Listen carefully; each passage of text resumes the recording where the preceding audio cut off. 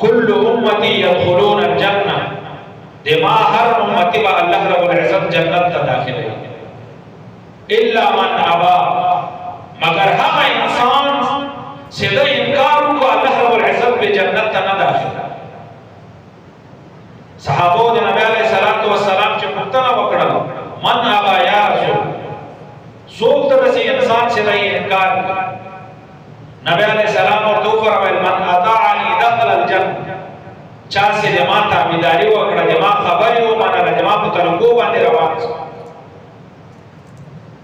الله رب العزت باغ انسان جنت ته داخل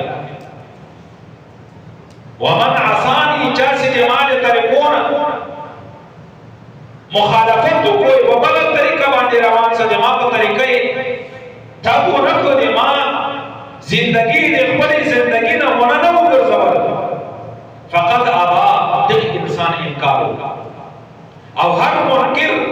سیدنا نبی علیہ الصلوۃ والسلام کو طریقوں باندې نہ نبی علیہ السلام فرمائی دا انسان په جهنم ته داخل ہے نو د انسان لپاره د